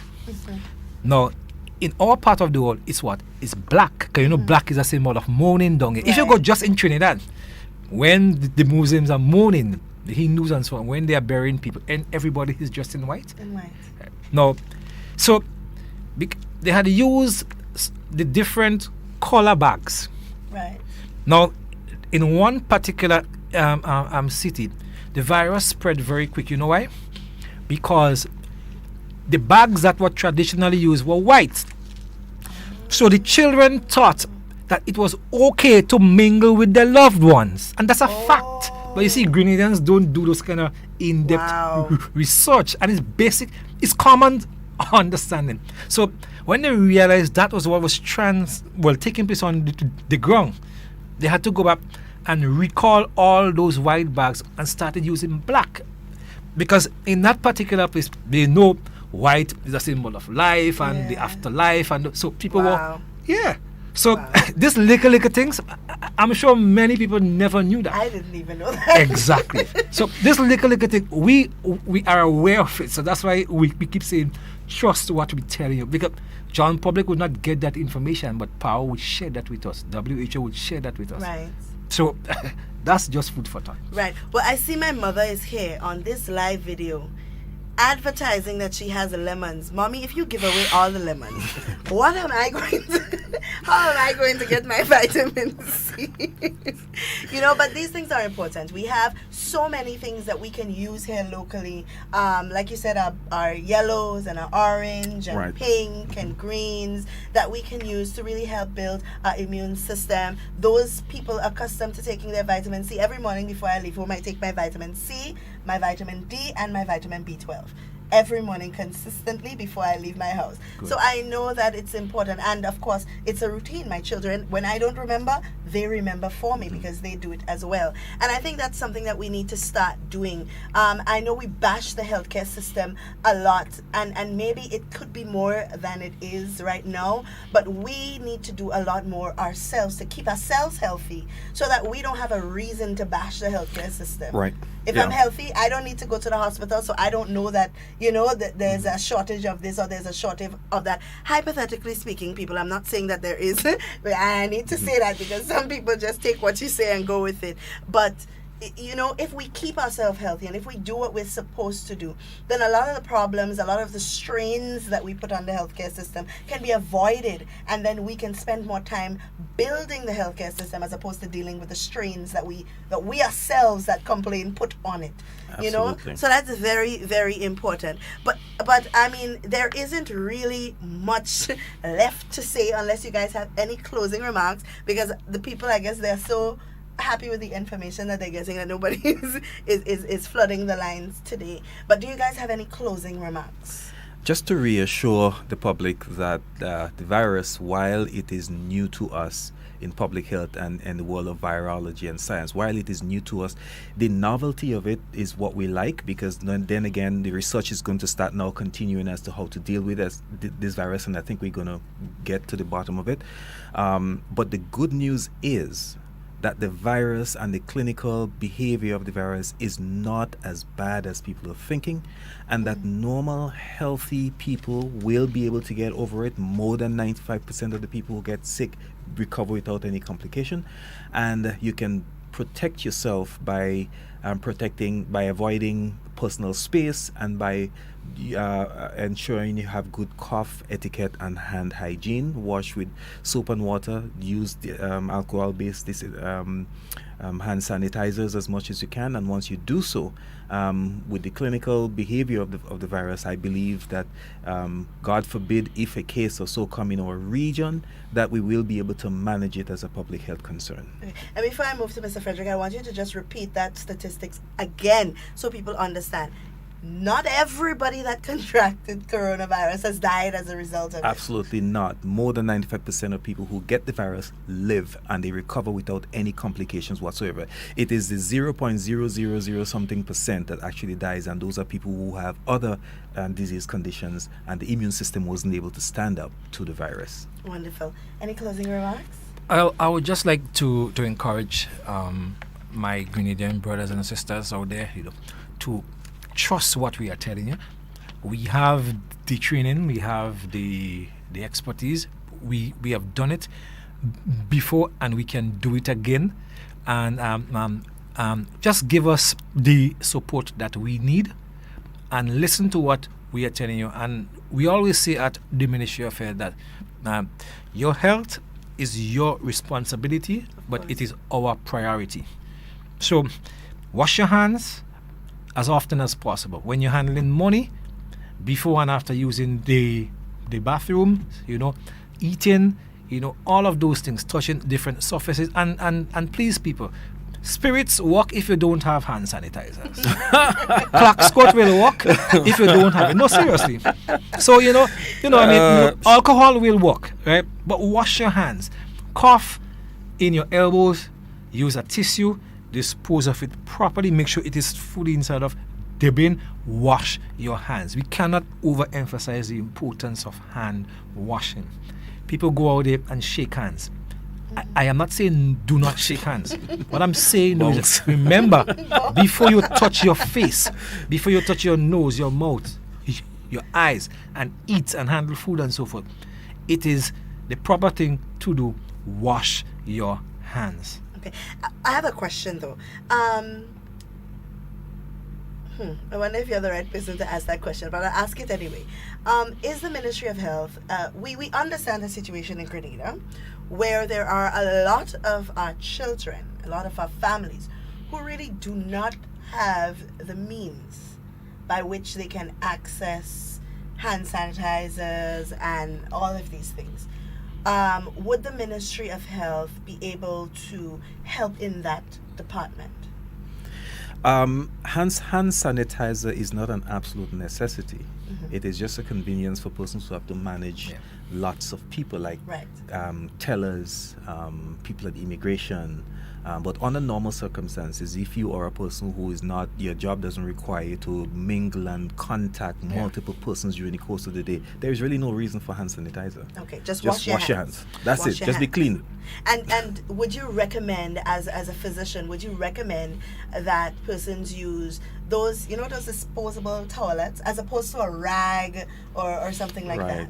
Yes, I even in my own house, I use disposable paper and cloth because reusing one thing can actually, the term we use is called fomite. That is, someone places a virus on that and then they leave and you go and you touch the same thing and you get the virus, and that's possible. So just be ready. And of course, this would also help us to appeal to bus drivers and owners to wipe down your vehicles. Yes. Wipe down a little bleach and water and wipe down, help in the process. Even if a bus driver has a bottle of hand sanitizer that he can pass to his customers, his business is going to flourish. Right. Because people will see that, okay, you know what, he is looking at not only his well-being, but he is looking at my well-being likewise. I remember when buses started putting free Wi-Fi on buses, what happens? The ones that didn't have Wi-Fi, nobody going on them. So seriously, bus drivers should actually consider that. And it is going to work. It is going to be a plus for them and for their business, and a plus for us, because it means that they are also carrying our message to their clients. Okay. And the last question, I promise, Mr. Frederick, I guess, would be able to answer this. Grenadians are a visual people. Is there any way that I've seen other international countries have done it, where they show the process, the screening process, where you can see how the thermal cameras work and so on, so people who still don't even understand what we just said have an idea of what it looks like? The answer to the question is yes. We have so the storyboard for that is being created, and I think it's very timely because I forget to mention that even our frontline workers, they have been educated and they have been looked after. So now you will see at some point in time our immigration officers using gloves. Right? Now, what will happen is that when they handle your passport, before taking Nazim's passport, they would sanitize the glove. That way, if there were anything on your passport, they would not pass it on to Nazim. Right. So I'm just letting people know, because that may be a question somebody might ask you later. So I am telling them now, those protocols are already in place. There are protocols likewise for our ports of entries, not just the airport. I'm speaking about the yachting, because we are a yachting destination, right? And funny, everybody talk about Chinese coming in on plane. We have yachts. Yes. So that's what I'm saying. Yeah. We need to broaden our horizons in dealing with things like that, and not just get too emotional. I would support people. You need to be concerned. You have a right, and do not think that because we are telling you what we are telling you, that you do not have a right to be concerned. Share your concerns with us, because it's because of your concerns it will empower us to do more and to address your concerns and help you in allaying all fears. So yes, that is being done, and so we're hoping to actually have it out maybe by about Friday or so. But we are running here because we get calls, right? Calls for information, calls for for interviews and so forth. But we are doing what we can, and that video will be out shortly. Oh, and there was a concern about Carriacou and PG-matic, and of course it would be bad of me not to ask, because as you mentioned, we in order for a case from China to get to Grenada, to get to Carriacou, they have to come through Grenada first, so they'll be checked in. But we're talking about yachts, as you mentioned.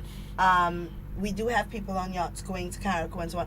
What procedures, or are the same procedures being used in Carriacou and PG-matic as well? You have ship declarations and so forth. So the ship declaration is more of a kind of detailed kind of a thing.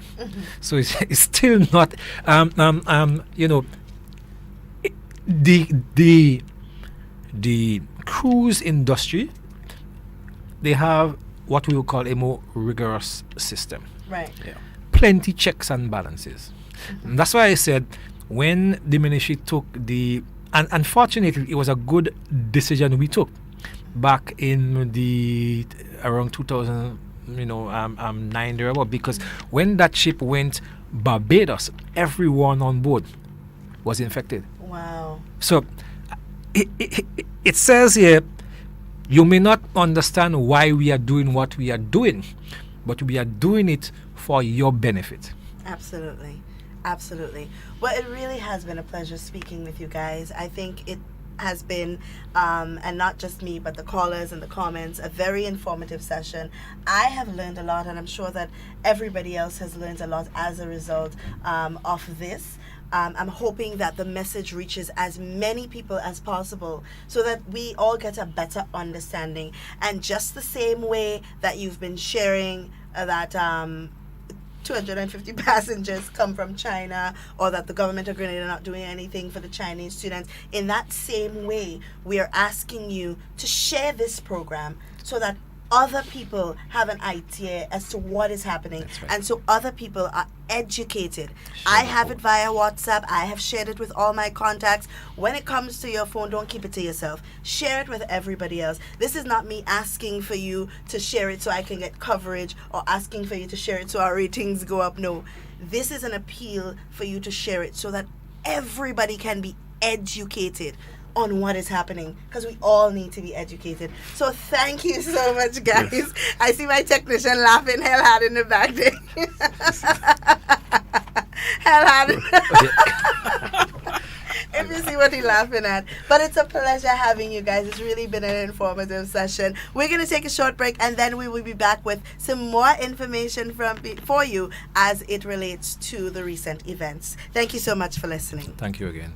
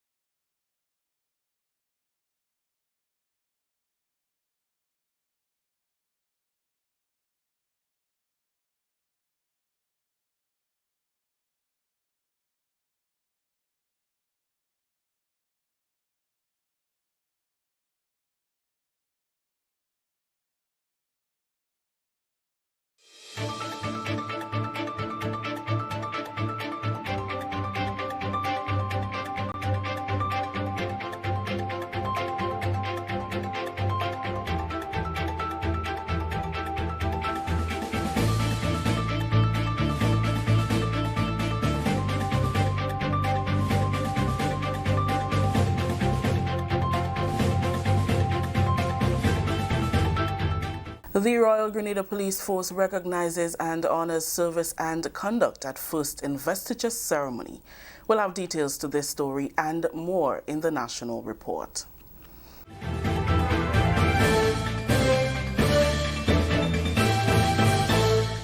With the details to the news for Wednesday, January 29th, 2020, I am Rikisha St. Louis. The Royal Grenada Police Force is now a more decorated unit, as over 300 police officers received ribbons and medals of honor on Wednesday. During the RGPF's inaugural investiture ceremony, officers from all units of the force were awarded for long service to the force and good conduct. Prime Minister and Minister for National Security, Dr. the Right Honorable Keith Mitchell, said the ceremony is indicative of the upward movement of the police force. He reminded the members of the force that the medals and ribbons come with additional responsibilities that they must adhere to. That it's a good thing to have the medals. It's a good thing to have this motivational initiative. But, sisters and brothers, with the medals come additional responsibilities. Because if you wear the medal, then it means that wherever you are in terms of performance, the medals has to demonstrate an improvement in service and attitude and everything that goes with it.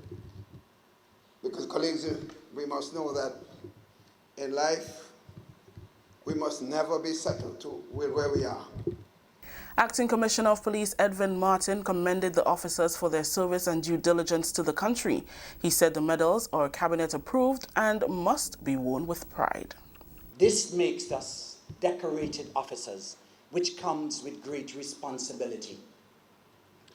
A decorated officer will be expected by members of the public to exhibit special skills, character, and professional conduct.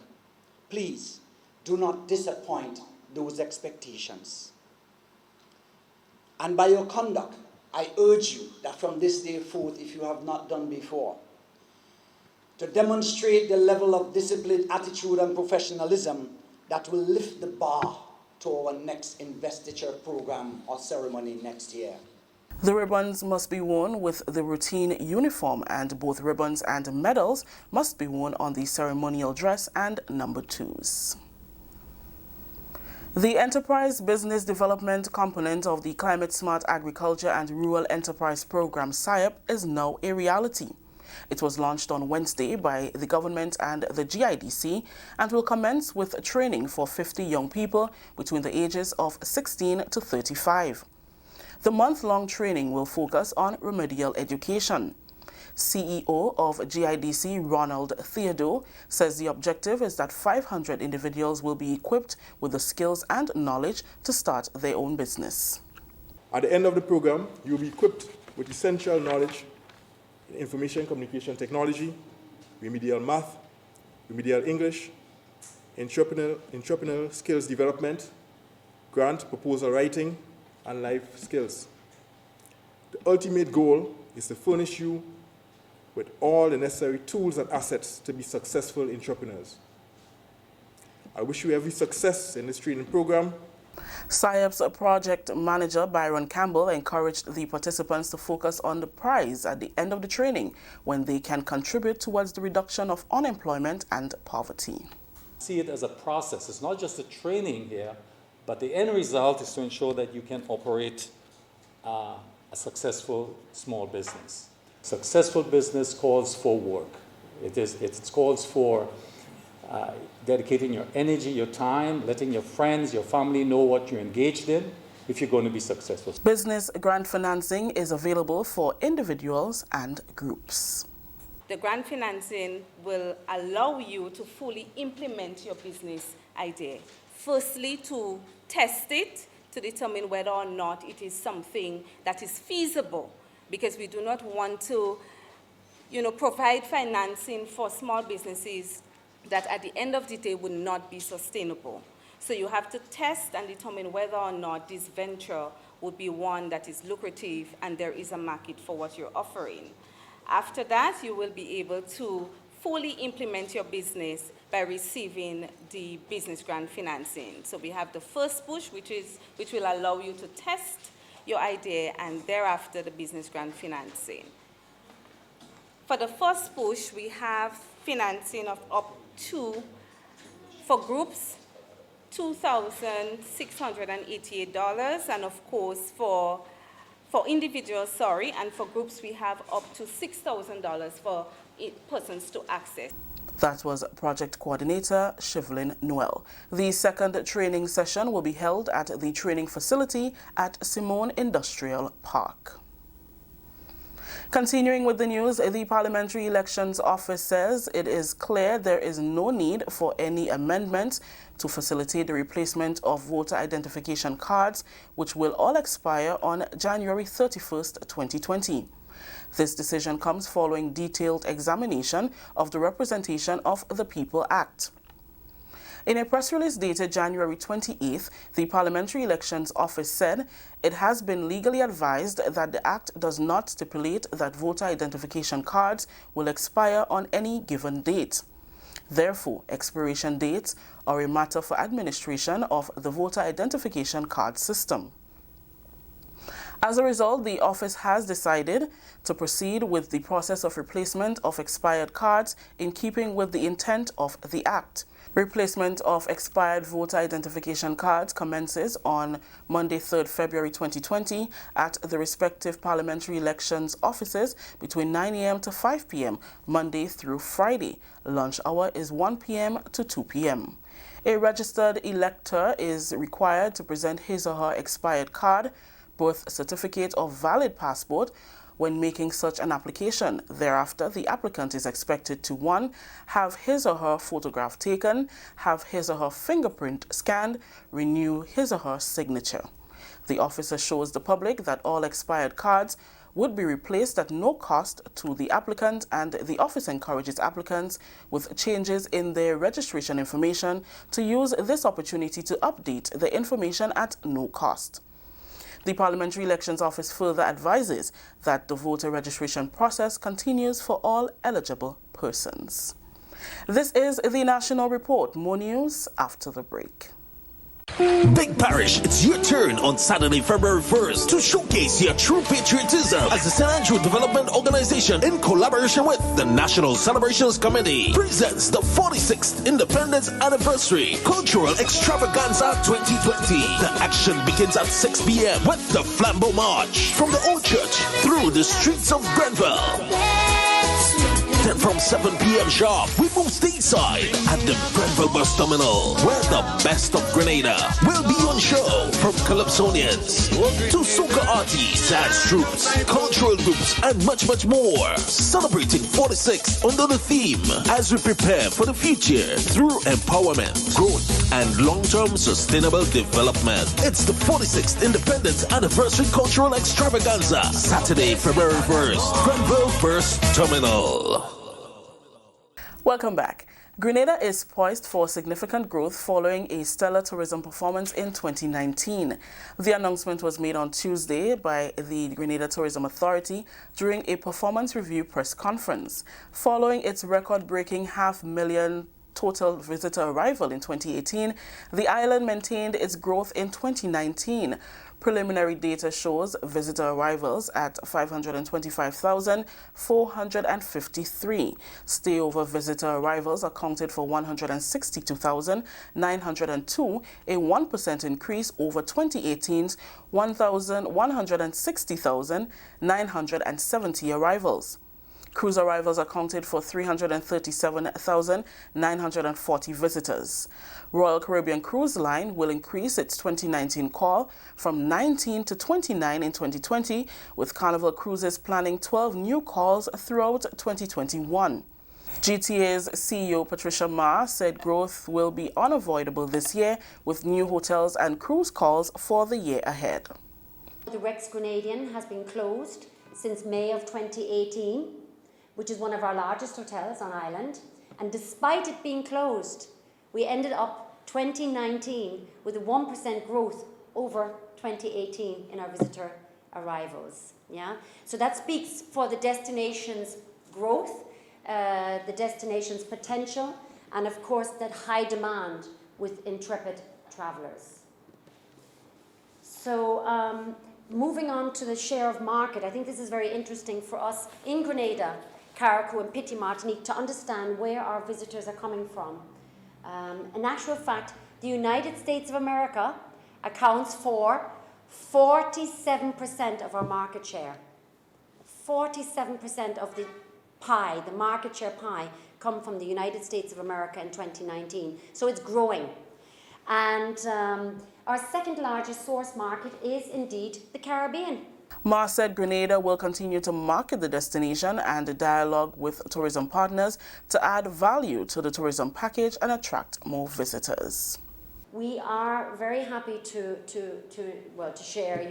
The groundbreaking happened before in 2019, but the Grenada, the destination, is getting a Six Senses hotel, and the Grenada Hotel and Tourism Association can verify that that is breaking news for the Caribbean, because Six Senses is a very strong brand in the Far East, in Asia.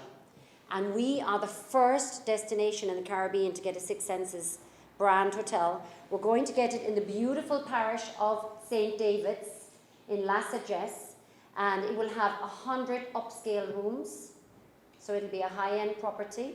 There is supposed to be a 2-hotel development going on there, but that is what we know for now, and this is putting all eyes on the destination, quite frankly, across the Caribbean, that we're getting the first Six Senses brand hotel for the region. That story just ended the national report for today, Wednesday, January 29th, 2020. Let's recap the top story. The Royal Grenada Police Force recognizes and honors service and conduct at first investiture ceremony. On behalf of the entire news team here at the Government Information Service, I am Rakisha St. Louis saying thank you for joining us. Until next time.